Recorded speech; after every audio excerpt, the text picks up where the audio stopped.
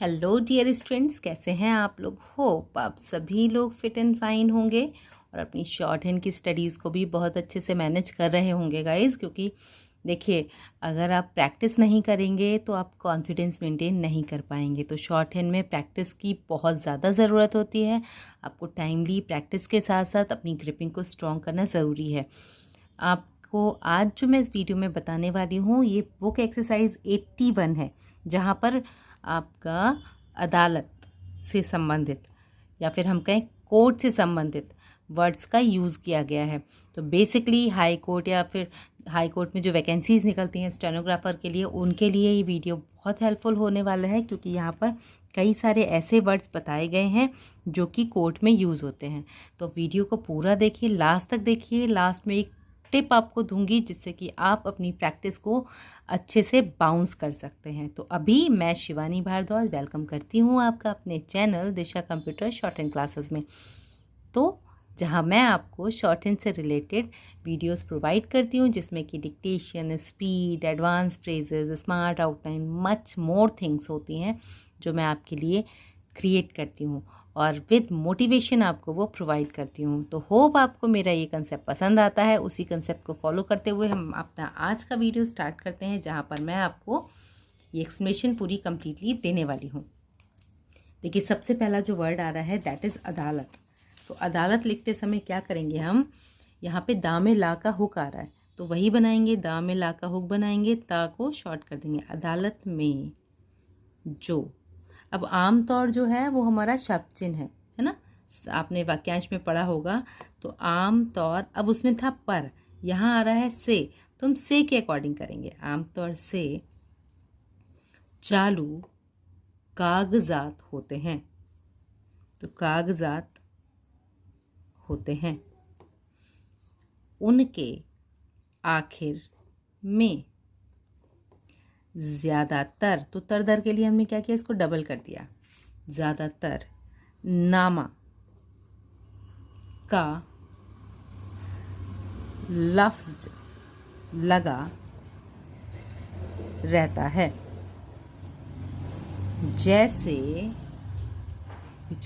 जैसे अब शब्द है मुख्तार नामा, तो माँ को बनाया, खा की व्यंजन रेखा को तर दर के लिए कर दिया डबल, तो मुख्तार।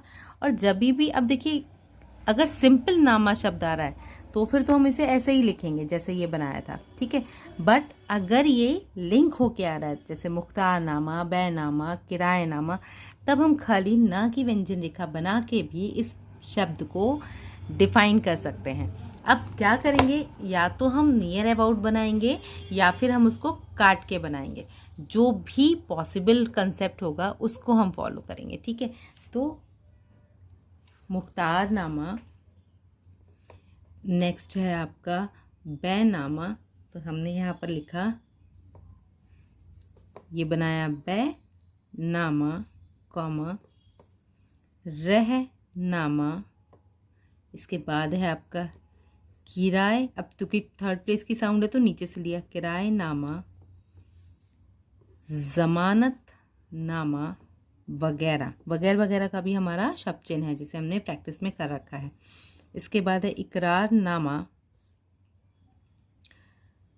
हिवाब नामा, दखल नामा, वकालत नामा भी।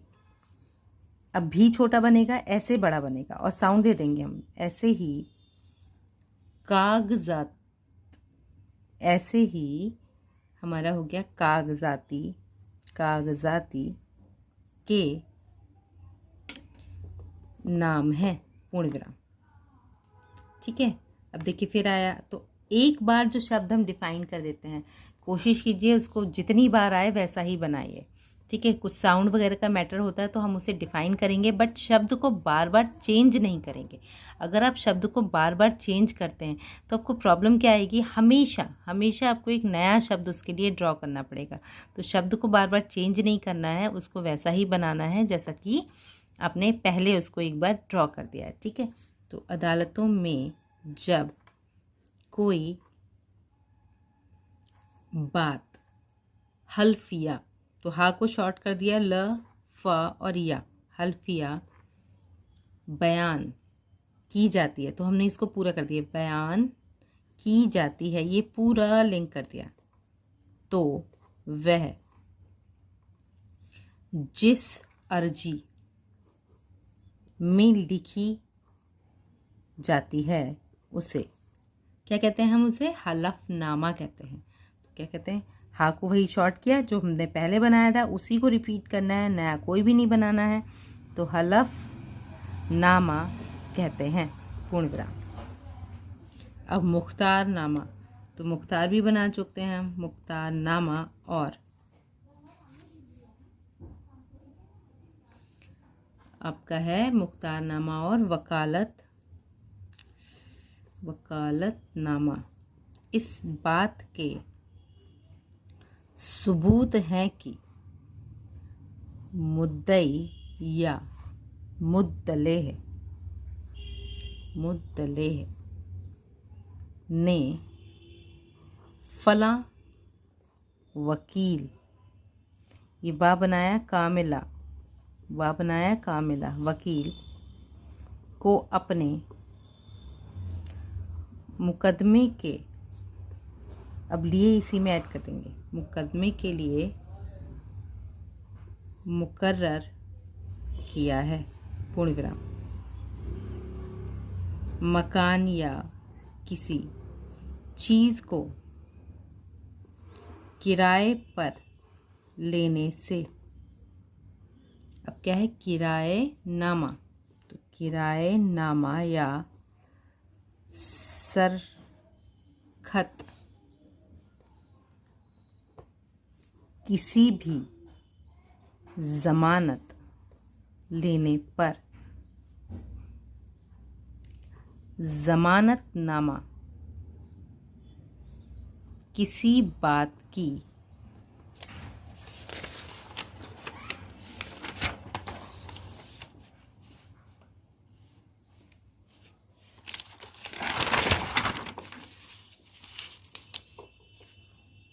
शर्त, तो शामिल रा, शर्त इकरार करने पर, तो हमने लिखा किसी बात की शर्त, अब इसी को ऊपर ले लेंगे, करने पर, इकरारनामा किसी जायदाद, जीविका का शब्द चिन्ह है, जायदाद पर कब्जा, दखल कर लेने या देने पर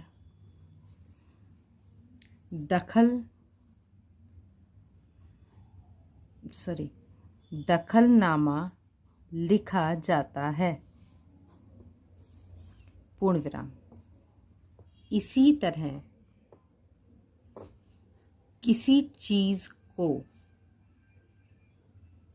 गिरवी, तो हमने लिखा इसी तरह किसी चीज को गिरवी या रहन रखने पर, रहननामा किसी चीज को किसी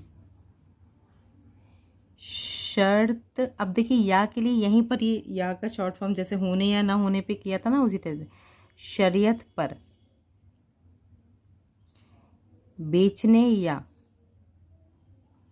व्यय करने को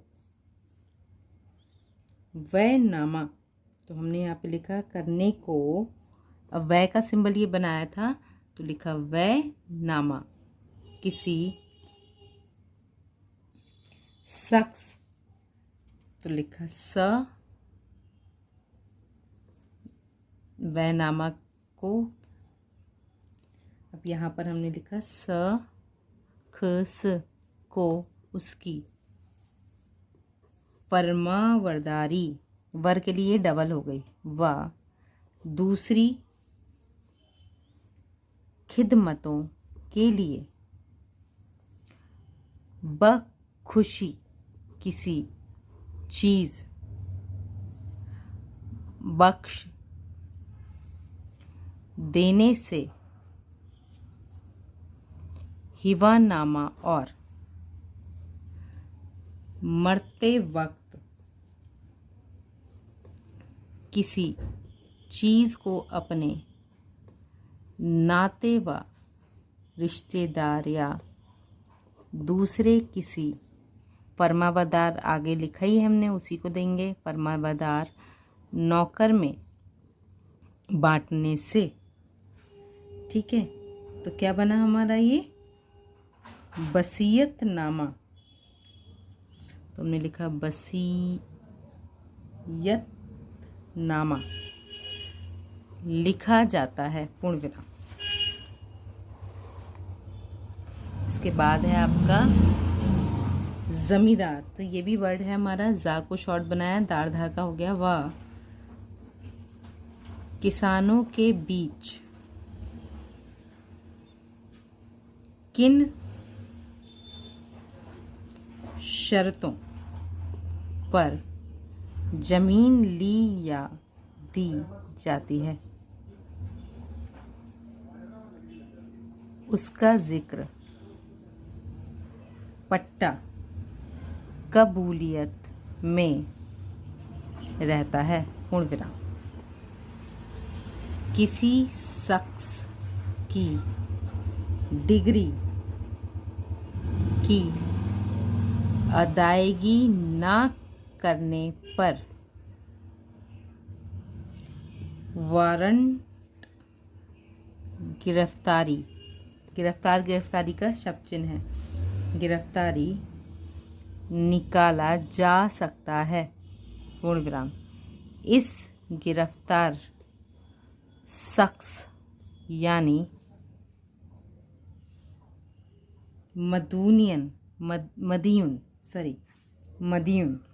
तो हमने लिखा माँ को दा के लिए छोटा किया, या और ना, मदीन को दरख्वास्त, उनका दरख्वास्त। अब दरख्वास्त इंसाल्वेसी, तो इस पूरे वर्ड को जब हम करेंगे तो कैसे लिखेंगे, देखिए दरख्वास्त, उसमें साइलेंट हो गया, इंसॉल्वेसी, ये इस वर्ड के लिए यूज किया है हमने यहाँ पर, ये पूरा वर्ड दरख्वास्त इंसॉल्वेसी, देने का अख्तियार, दरख्वास्त इंसॉल्वेसी देने का, हमने यहाँ पर लिखा अख्तियार, तो कैसे लिखेंगे, ख त और वहीं पर उसको बनाएंगे अख्तियार होता है। इसके लिए वकील, बहुवचन है तो देंगे, को करना पड़ता है, पढ़ना के लिए पा की व्यंजन रेखा से काट देते हैं तो वहाँ पर वो डिफाइन हो जाता है, और वे अपना सर्टिफिकेट, तो पा को के लिए छोटा कर दिया, सर्टिफिकेट, मेहनताना, तो यहाँ पर लिखा हमने मेहनताना